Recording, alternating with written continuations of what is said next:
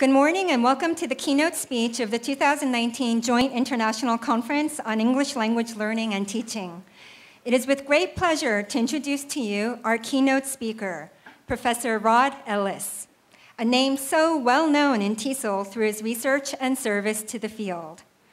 Professor Ellis is currently a research professor in the School of Education at Curtin University. He is also visiting professor at Shanghai International Studies University and an emeritus distinguished professor of the University of Auckland. Other than his academic appointments, he has recently been elected as a Fellow of the Royal Society of New Zealand. Today, we are honored to have Professor Ellis here with us. The title of his keynote speech is A Modular Curriculum, Integrating Task-Based and Task-Supported Language Teaching. Without further ado, please give Professor Ellis a warm welcome.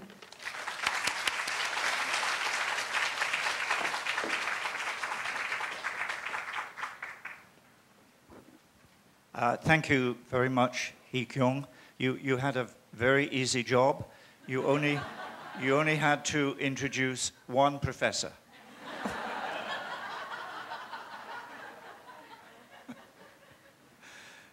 It is a pleasure to be back in Korea, a pleasure to be back in Seoul. I'm asked sometimes how many times I've visited Korea, and actually I can't remember. But I think it must be at least 12 times, different places in Korea, mainly Seoul. But I haven't been back here for about 3 years, so big pleasure to come back. Thank you for the invitation. As you see, I'm going to talk about a modular curriculum for task-based language teaching. Those of you who are familiar with current developments in language teaching will know that there is a lot of interest in task-based language teaching, but also, particularly in Asia, there are a lot of doubts and a lot of problems about it. And I want, in this talk, to try and find a way in which we can balance task-based language teaching with perhaps more traditional approaches to language teaching. So first of all, a little bit of background. I'm going to actually talk about two approaches that involve tasks, task-supported language teaching and task-based language teaching. And the thesis that I'm going to put forward is that for a country like Korea, Japan, China, etc., an integrated curriculum or a modular curriculum involving both these approaches is probably what is needed. This summarizes what a task-supported curriculum is about. It draws on a Type A syllabus, which specifies the linguistic content to be taught, usually grammar. It's product-oriented, and the focus is on developing accurate use of English. Tasks have a big place in task-supported language teaching, but the syllabus is not organized around tasks, so the tasks are simply methodological devices, not devices for constructing the syllabus. And they provide opportunities for learners to display correct use of an explicitly taught language feature while practicing communication. So in task-supported language teaching, learners are directed to attend to form. The key word there is directed. And this contrasts with task-based language teaching, where the whole curriculum, the whole syllabus, is actually based on tasks, what we call a Type B syllabus. So it's a process-oriented approach to developing a curriculum, and it emphasizes fluency rather than accuracy, although it does not ignore accuracy. In task-based language teaching, then, tasks serve as the means for defining what is to be taught, for defining the content. And tasks provide opportunities for using English naturally in order to achieve a communicative outcome. There's still attention to form in task-based language teaching, but the attention to form arises incidentally. It's not pre-planned, as in task-supported language teaching. Wrong way. These two approaches draw on very different theories of language learning. So I thought I would very quickly outline the theories on which they're based. So task-supported language learning draws in particular on what is called skill learning theory, the idea that first of all we learn something explicitly declaratively, and then through practice we're able to use it automatically. So it emphasizes practice, it also emphasizes intentional learning, and the idea ultimately is to end up with explicit knowledge of language which you can use automatically. And probably a lot of the famous professors whose names were introduced learned English in something like this way. There are problems with this approach, and one problem is that possibly learning very complex structures, like say how to make conditional sentences in English, seems to rely on the aptitude of learners. And learners with high aptitude can benefit from this approach, but maybe learners with low aptitude might struggle. Task-based language teaching draws on a completely different theory of language learning. It emphasizes that language learning takes place incidentally, implicitly, much in the same way as first language acquisition takes place, and it is a very slow and gradual process that takes place through actually trying to use language. You don't learn language first and then try to use it. Rather, you learn language through trying to use it.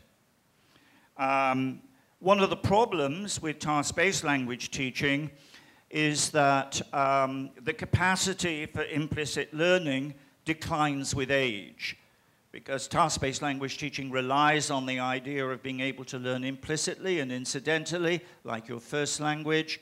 But as you get older, although this ability probably never entirely goes away, it is not as effective, right? Which suggests that for older learners, task-based language teaching may not be sufficient. Still valid, but maybe not sufficient. These two theories and these two approaches to language teaching are really incompatible.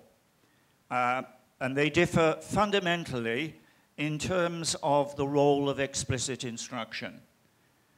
In the case of task-supported language teaching, there is a clear role for explicit instruction because teaching starts with explicitly presenting whatever it is you want the learners to learn. In task-based language teaching, then typically there is no explicit instruction that predates the performance of the task.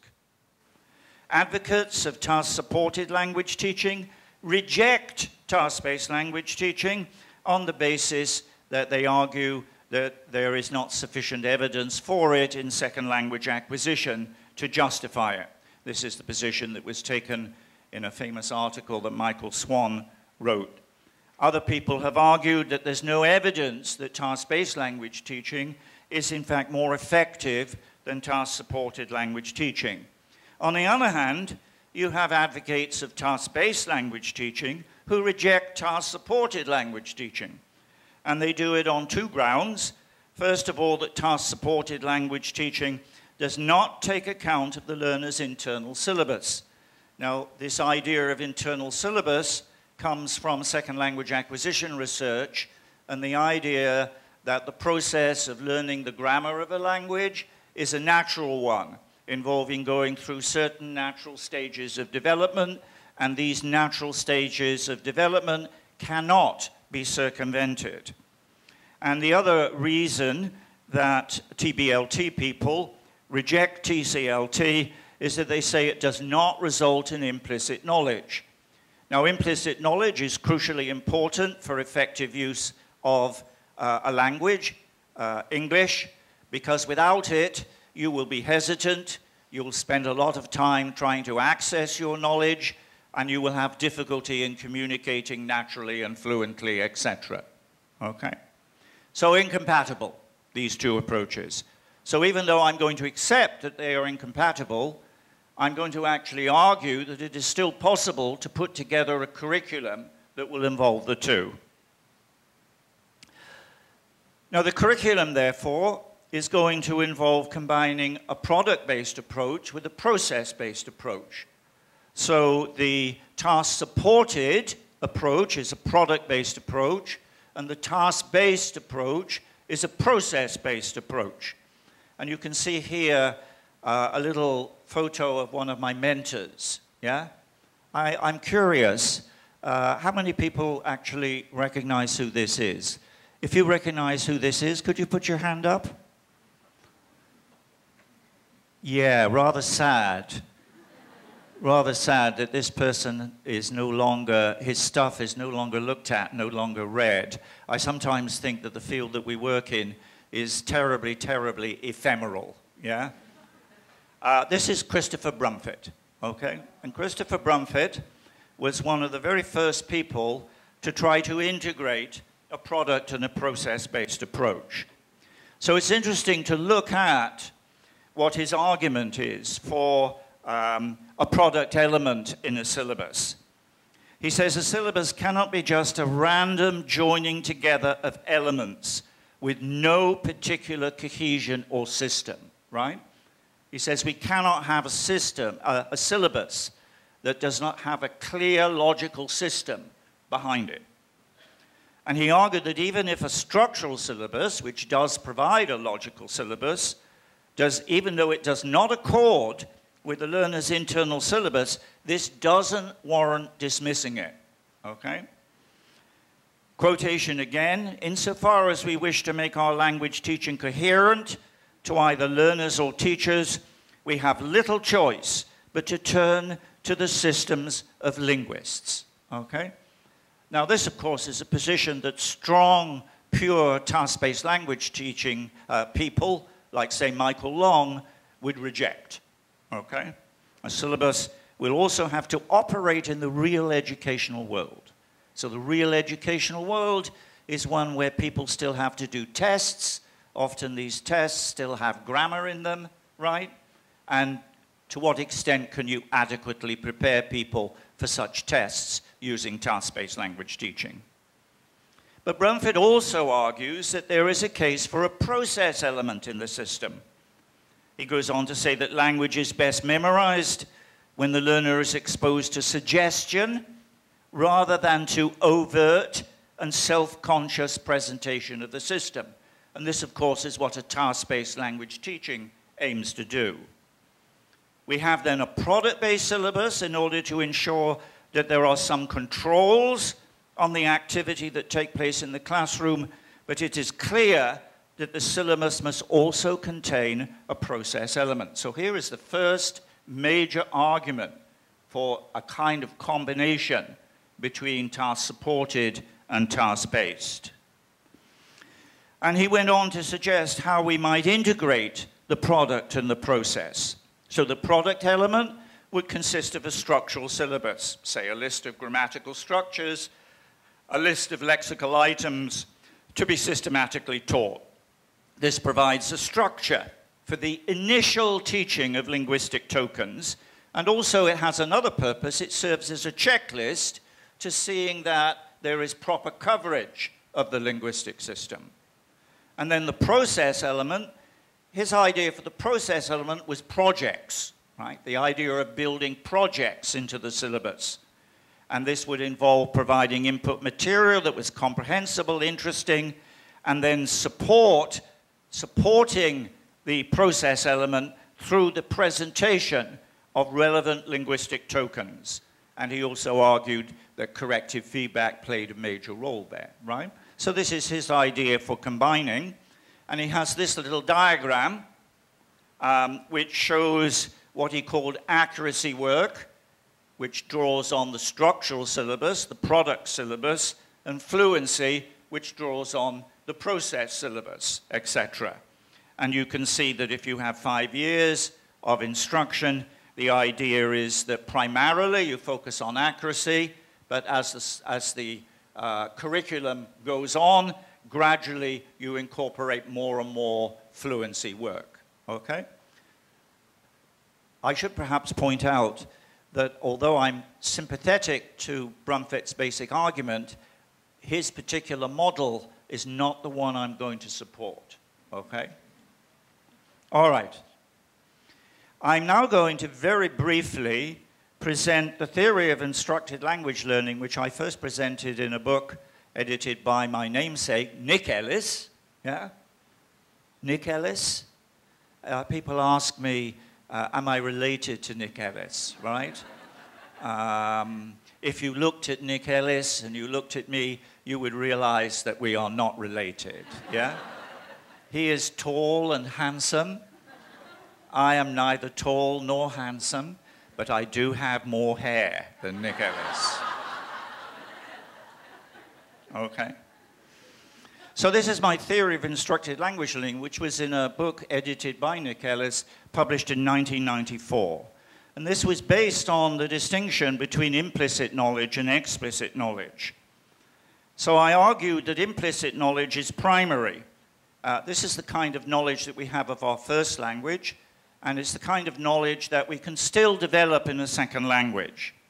It's characterized by acquisition that's very slow and gradual, but when we have implicit knowledge, we can access it very quickly, automatically, for fluent communication.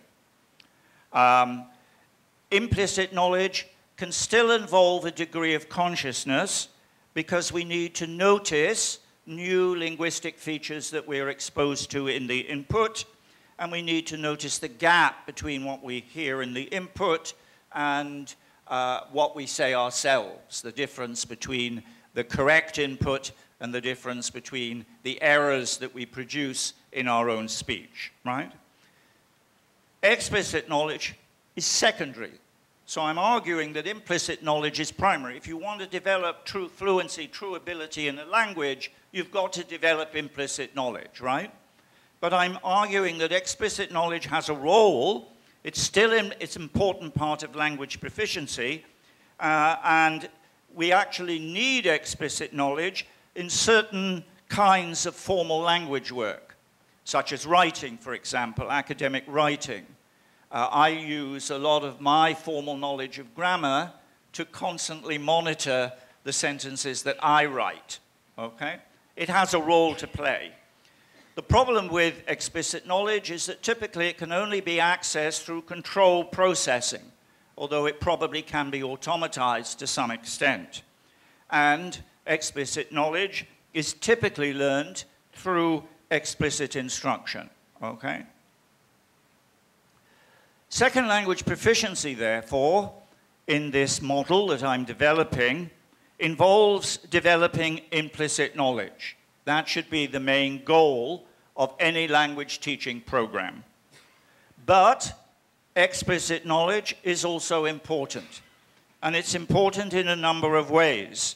First of all, yes, it may be possible, as claimed by task-supported language teaching, to present a particular grammatical structure explicitly, practice it, and then perhaps slowly develop implicit knowledge. The problem with this approach is that you may only be able to do it if you are developmentally ready to learn the particular grammatical structure that you're being taught. If you're not developmentally ready to learn it, then you will not develop implicit knowledge of it. It facilitates processes involved in the acquisition of implicit knowledge. If we know a particular grammatical rule, we are perhaps more likely to be able to attend to exemplars of that rule in the input that we are exposed to. We notice, it promotes noticing. And also, it helps, as I've already said, monitoring, particularly in the case of formal language use, such as academic writing. So this led me, therefore, to propose a pedagogic model. I argued that we need some kind of combination of a task-based syllabus to provide the basis for the development of implicit knowledge, and that is what is still probably lacking in most of the educational systems that I have seen in East Asia, okay? It's still lacking. And then there's a structural syllabus, which is to help learners learn about specific linguistic features, i.e. develop explicit knowledge. In other words, I would want to argue that the main role of the structural syllabus is to help learners develop explicit knowledge. The main role of the task-based syllabus is to help learners develop implicit knowledge. I now want to make another important distinction, and this distinction is important because it is the basis for why I don't quite agree with Brumfitt's curriculum model. I think we need to make a distinction between what I call an integrated and a modular syllabus. So an integrated curriculum is structure-based accuracy component and the task-based fluency component are interwoven at the level of the syllabus. This is actually the kind of syllabus that Brumfitt was promoting. He was arguing that we need the structure-based component, the product-based, and the task-based or project-based, which is the process element, and they should be integrated at all levels of the curriculum, okay? A modular curriculum, on the other hand, suggests that the structural and task-based components of the syllabus should be kept separate, right? In other words, we do not try to integrate the two. We just accept that what we need to do to develop implicit knowledge and what we need to do to develop explicit knowledge are really entirely separate. They involve different psycholinguistic processes. They require different pedagogical approaches. So they should be kept separate. Possibly, though, it would be possible to combine accuracy and fluency, what we need to do to develop explicit knowledge, what we need to do to develop implicit knowledge, not at the level of syllabus, but maybe at the level of methodology, how we actually teach lessons. And I'll come back to that particular point later. So what I want to do is now present a number of different models of how we can combine product and process, structural, task-supported, task-based, etc. And this is the first one here. And you can see this is actually Brumfitt's model. So it's a repetition of what you've seen already. And what it really involves is having the two components of the curriculum working in parallel right from the beginning, right up to the end, but the balance between the two components changing, etc., right? And this may have a number of advantages. It may help to prevent pigeonization by encouraging a focus on accuracy from the start. But the problem is that if you're teaching explicit knowledge to complete beginners, and given we know that the learning of grammar is a very slow, gradual process involving a natural route, it may well be that the explicit knowledge is not working very effectively, okay? So that's the first model. This is the second model, and this is the model that is favored by teachers who believe that learners cannot be expected to perform tasks until they have acquired some grammatical knowledge. So you can see what you have here is the structural component starts at beginner level, right? And the task-based component only comes in a little bit later, right? And gradually the task-based component proceeds to dominate the curriculum, etc. Yeah? This is not a model that I would support, and one reason that I would not support it is because I don't think learners need any grammatical instruction in order to actually learn some competence in grammar, some grammatical competence. We know that language learners have the ability to learn basic grammar quite rapidly, quite quickly, simply through activities that focus on communicating, that they don't need explicit instruction right at the beginning. But there may be a case for some explicit focus on vocabulary right from the beginning, but not grammar.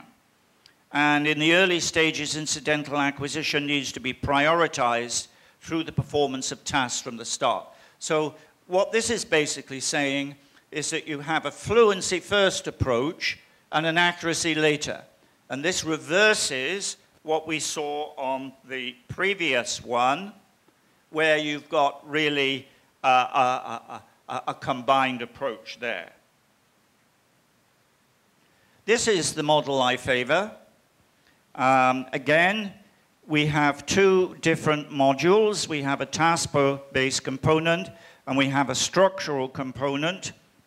And you can see that the early stages are dominated by the task-based approach, and you only have a grammar structural-based approach coming in after learners have already developed some kind of ability to be able to communicate. So this gives priority to the incidental acquisition of implicit knowledge. And here's a quotation from me. If grammar teaching is to accord with how learners learn, then it should not be directed at beginners. Rather, it should await the time when learners have developed a sufficiently varied lexis to provide a basis for the process of rule extraction. In crude terms, this is likely to be the intermediate stages of development. But I do recognize that task-based language teaching may not result in very high levels of accuracy. And that's why, at a certain stage of development, I'm arguing that we need task-supported language teaching based on a structural syllabus to remediate problems that may not go away, in effect. So this is my position. A modular curriculum, again, separate. In other words, I envisage separate lessons, not combined lessons. Some lessons will draw on one part of the syllabus, other lessons will draw on another part of the syllabus. We do not try to integrate the work that we are doing to develop accuracy with the work that we're trying to develop fluency, right?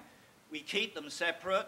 We leave it to the learner to make use of the instruction that we are providing and to integrate it in their way when they are ready. So no attempt to integrate them at the level of syllabus. And the task-based component is primary, with the structural component used to address residual problems with specific grammatical features after a basic L2 proficiency has been developed. So what I'm saying is that in educational systems like Korea, Japan, China, the aim should not necessarily, the expectancy should not be that you're going to achieve very high levels of proficiency in students. But there should be an acceptance that all students should develop a basic proficiency. Now, we know what happens in China and Korea. In China, students go to school for 6, 7, 8 years, they study English, they come out, and they are incapable of having even the simplest conversation with me, right? This isn't true always, but it's true in a lot of cases, right? In other words, a lot of children in East Asia are leaving school, having studied English for many years, without a basic proficiency in English. So to my mind, the goal should be to develop that basic proficiency, but also to provide assistance that will help people to develop higher levels of accuracy, higher levels of proficiency, etc. Some integration of structural and task-based work can be taken place at the level of methodology. And I'll explain again how this can happen. So I want to talk a little bit about the task-based syllabus, what this will look like, and then I want to talk a little bit about the structural syllabus and what that will look like, okay? So I'm going to start with the position I don't agree with, which is Long's position, right? Long's view of task-based language teaching is that you start with a needs analysis to establish target tasks. Target tasks are the tasks that people have to use English for in real life, right? And then once you've identified the target tasks, then you convert them into pedagogic tasks, right? Now, I don't entirely dismiss Michael Long's position, because this is clearly probably the way that one should set about developing a task-based course for special purpose language courses. If people have a specific purpose for learning a language, then clearly it would make sense to base the tasks on the target tasks that they have to do, right? But if we look at the state educational systems in East Asia, the reality is that the students don't really have any target tasks. There are no target tasks. So we can't really have a task-based syllabus for students in state educational systems in Asia based on a needs analysis, right? They need general purpose courses. So the key issue is whether language proficiency is best conceptualized as domain and task specific, or as a set of general abilities applicable to across task types and situations. And I would argue that in a general course, yes, the aim should be to develop general abilities, not specific abilities. General abilities that can be used generally for communication.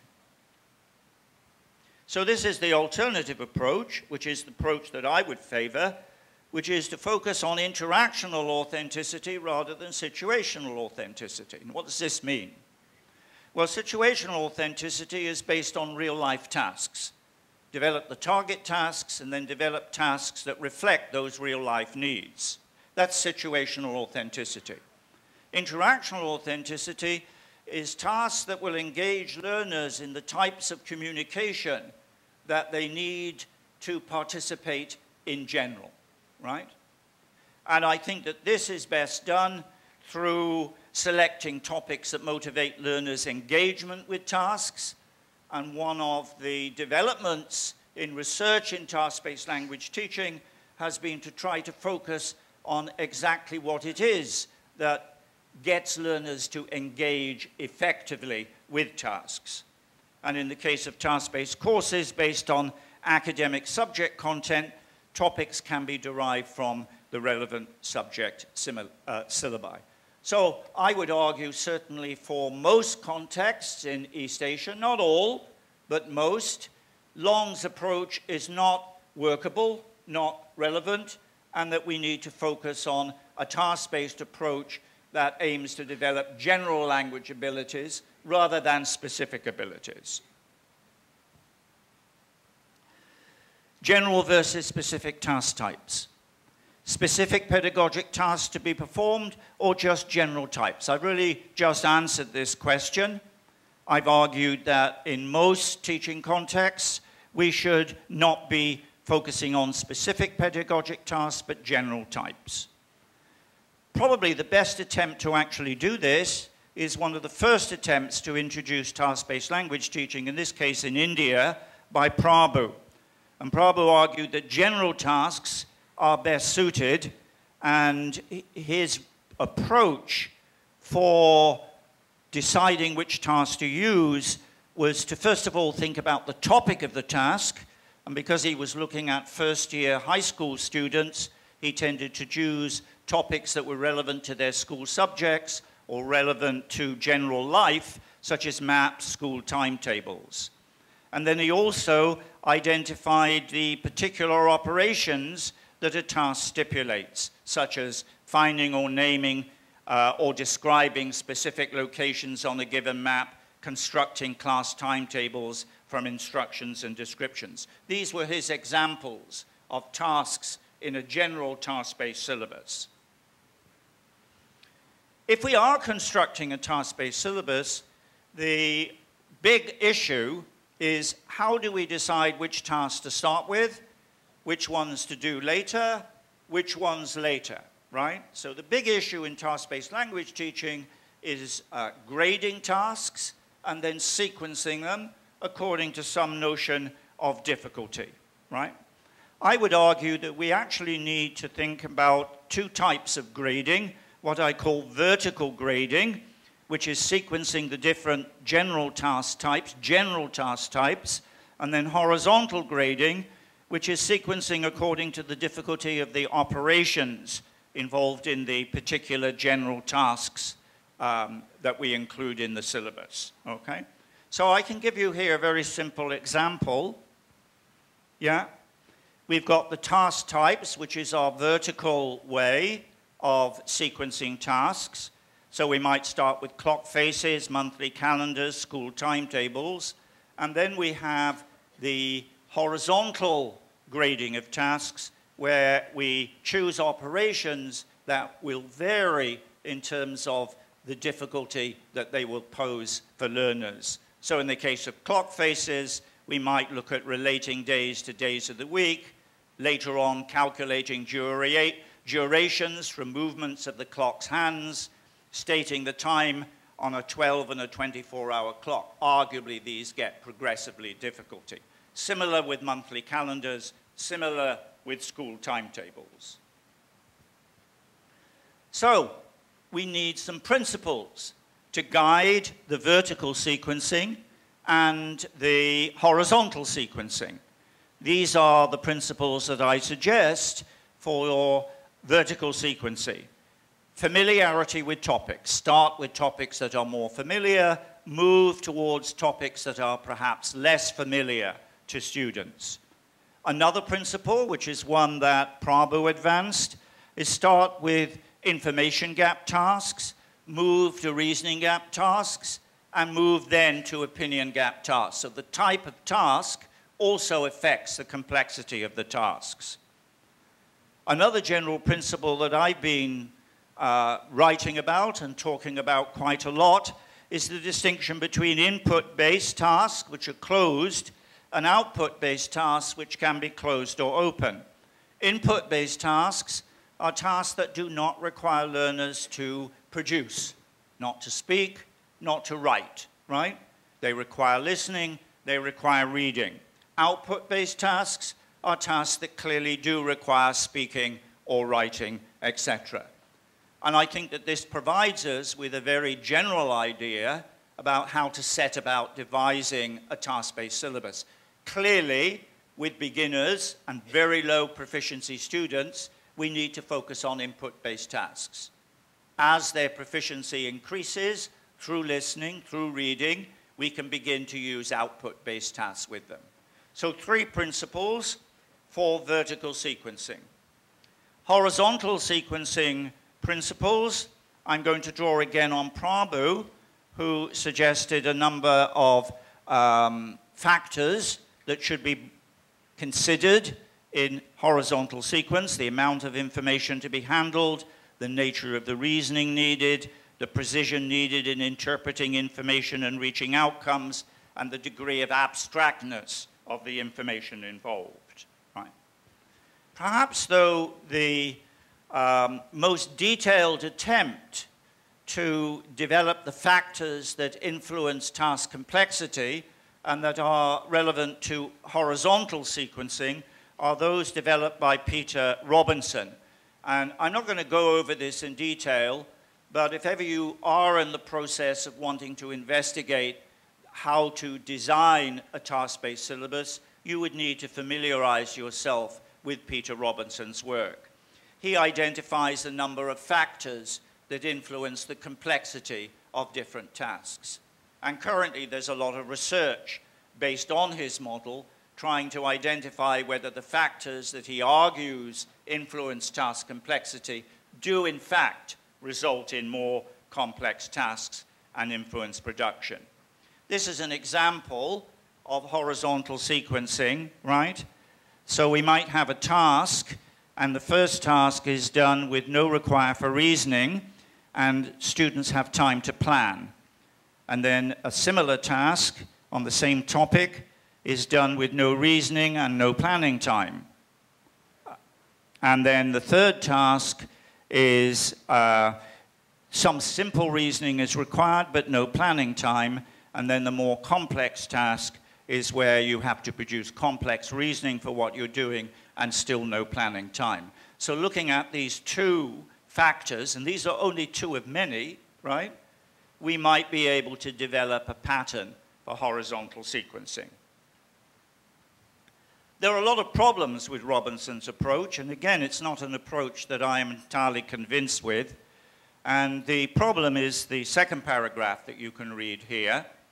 It says tasks comprise clusters of features, so some metric is needed for determining how combinations of different factors, different features, affect task complexity and L2 output. In other words, a task is a cluster of a whole number of different variables, right? If we go back here, we're looking at two variables, reasoning and planning time, right? But there are, in fact, another 10, 20 variables that are embedded in a holistic task. And we don't really have any idea of how all the variables that comprise a holistic task, we have no idea how these interact to determine complexity. So what we have at the moment is lots and lots of research going on, but the research is typically looking at just one task feature, or maybe two task features, and then saying this is more complex than that in terms of how learners perform the task, right? But that doesn't tell us anything about other factors. So I'm not convinced that this research that isolates just one or two factors and tries to show that these factors influence task complexity is a useful way to perform.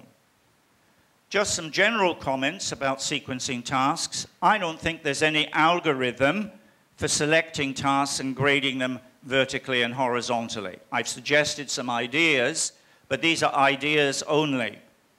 It's not a scientific process. Only common sense notions, such as topic familiarity and learners' interests.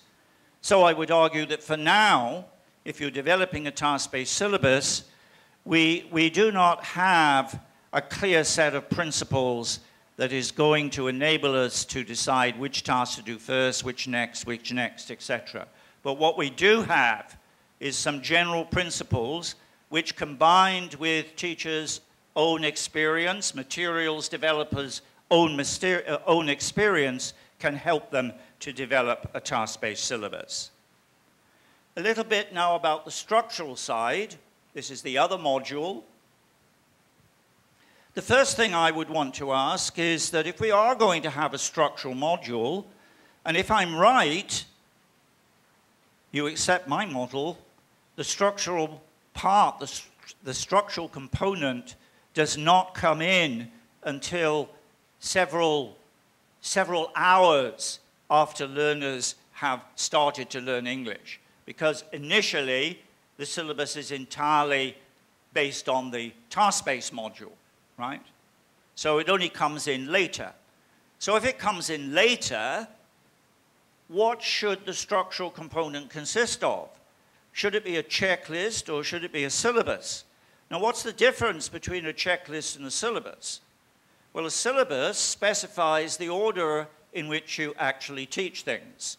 A checklist is just a list of, in this case, grammatical structures that you want the learner to be able to learn. But they are not ordered in any sequence. Neither is there a requirement that all the items on the checklist should ever be taught. Because my argument is that you should only teach those particular items on the checklist that learners have indicated some kind of problem with, okay? So if you adopt this approach, it removes the need to address the thorny problem of how to grade and sequence structural items. The choice of which items to teach is driven by what problems you see your students having. Those problems will occur somewhere in the checklist. So you select that particular grammatical structure and you use that to teach. So the checklist includes grammatical structures that cause learning difficulty. Now again, I don't have time to really develop what this slide shows you, but second language acquisition theory allows us to predict what kinds of structures learners will experience difficulty with.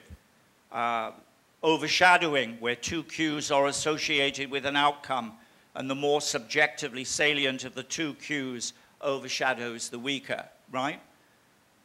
If a quick example might be whether one chooses to show past tense in the verb or whether one chooses to use past tense in an adverb, etc., right? And what we know is that learners tend to, first of all, show past tense in an adverb and not mark it in the past tense, yeah? L1 cues blocking attention to L2 cues. We know that the L1 plays a role in creating errors for learners. Error analysis serves as a source for selecting what it is that you will teach.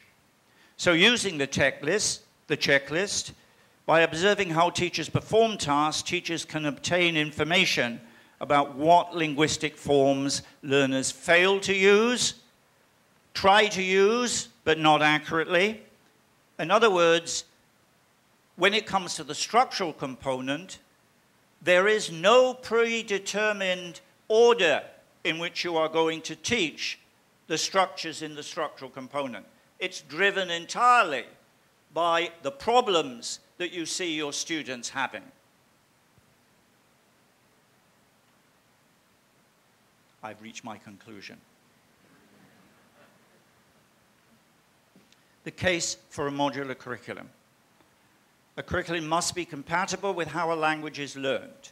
And the problem with a pure task-supported language curriculum is that it is not really compatible with what we know about language learning.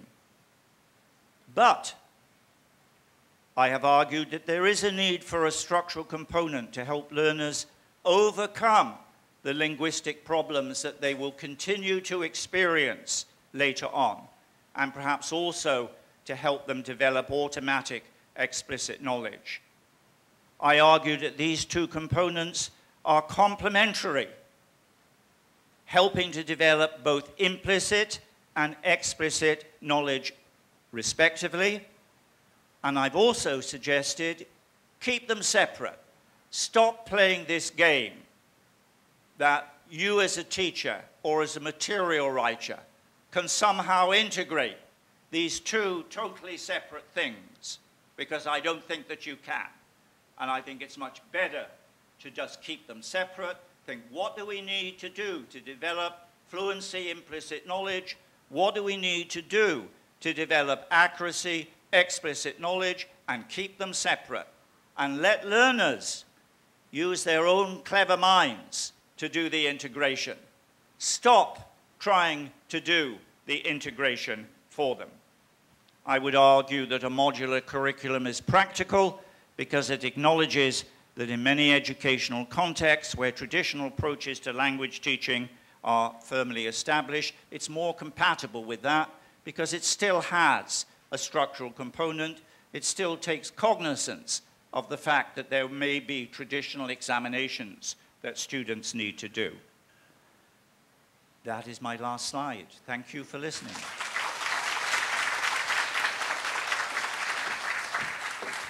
The floor is now open to any questions or comments you may have. If you raise your hand, we will bring you a microphone.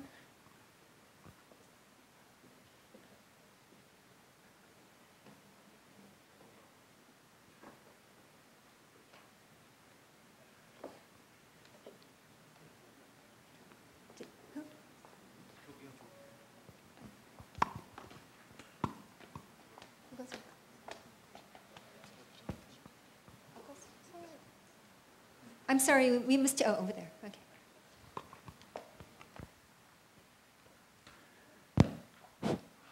Could you say a little bit more about accommodating more traditional testing mechanisms, like the big university entrance exams that exist in Korea, China, Japan? It seems like at the beginning, if it's entirely task-based, there wouldn't be much to test in a traditional sense. I'm assuming that by the time people get to do the university entrance examinations, they've already had many years of English teaching. Is that correct? Yes, but those same types of tests are also given in elementary and middle school to help prepare the students for that future test. It's the same type of test all the way through.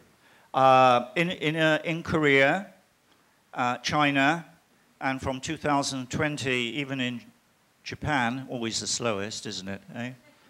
Yeah. English is a mandatory subject at elementary school, right? So in effect, what I'm really saying is that in elementary school, predominantly the approach should be task-based, right? I really dread the thought of having very young children taught grammatical structures and practicing them, right?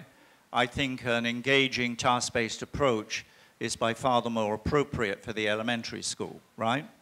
So depending on when they start, they could do, say, 3 years of pure task-based, and then by then, maybe you want to kick in the structural component and identify the particular grammatical problems and issues that they have, right? So that would still leave 2-3 years before they have to take their high school examinations, which might be grammar-based. The other point that I would emphasize is that you don't need the structural component to learn grammar. You can learn grammar through task-based language teaching. One of the very interesting things about Prabhu's project in India was that it was evaluated by carrying out a comparison of classes that had got the task-based instruction, pure task-based, right, no task supported, yeah, with other classes that had a much more traditional kind of PPP type approach, what I would call task-supported type approach. They used a variety of tests to test them, and it became quite clear that the task-based students had actually acquired a lot of grammar, right? Had acquired a lot of grammar. So the idea that you don't acquire grammar through task-based language teaching is very clearly wrong. You do, right? But there are probably limits to how much grammar, how much accuracy you can actually achieve through a task-based approach, certainly in a school system, yeah, where there are limited numbers of classes, etc. So I would argue that what I have said deals with your problem. I'm assuming that the first time that the students might have to do serious tests would be when they move from elementary school to high school. Is that correct? Even in middle school, which would be their seventh year of formal education, that's when the hardcore tests and all the stress starts for them. Sorry, middle school is when? The seventh year. 6 years of elementary school. And then so my model is, 3-4 years of task-based, and then in addition to continuing with task-based, we now kick in with a structural component.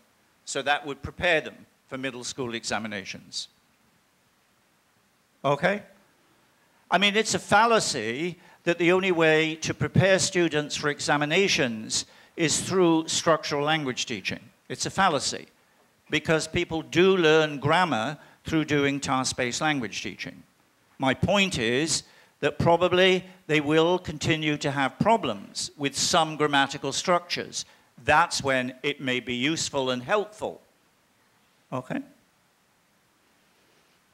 Okay, perhaps one more question or comment before we break for lunch? Yeah, lunch is very important. Yes, it is, but having you on stage is very important also, so perhaps one more question or comment? I'm holding the microphone. May I ask the question? I'll take that as a yes. I like the notion of the syllabus in the form of a checklist, and I wonder if we might imagine that it is a common checklist put together by educational authorities based on second language acquisition, and then teachers within the structured components of the curriculum would have a lot of scope on a week-by-week basis to teach those points that they recognize in their own particular class of students they needed to work on. Because obviously the way it is now, teachers following the syllabus, in week 1 it's directions, in week 2 it's introductions, whatever. So we'd have to do away with that to a certain degree. Is that in line with what you're saying? Yeah, you've got it. Time for lunch. Oh, brilliant. Thank you. Got it. That's what I'm saying. Then I'll keep this really brief because I know we're going for lunch. That would mean perhaps we'd be empowering teachers a lot to be making pedagogical decisions, much more perhaps than is now true. And there would be a lot of implications involved in that, but that is what you're arguing for. Well, yes and no, because I do think there is a need to construct the well-designed task-based module, right? So students would have that as a task-based language module, right? But yes, I'm basically saying that the structure component is now sort of no longer embedded into the main structure of a textbook. But maybe there might be activities that they could do that were in the appendix to the textbook that would deal with the kinds of grammar problems that we know they have, right? That's what I have in mind. Thank you. So I'm really, you know, I'm saying that publishers should stop publishing books that are really task-supported entirely, and that they should start to think about how they can construct a book that would encapsulate this modular curriculum which I am suggesting. Okay, thank you very much. Another warm round of applause for Professor Ellis. Thank you very much.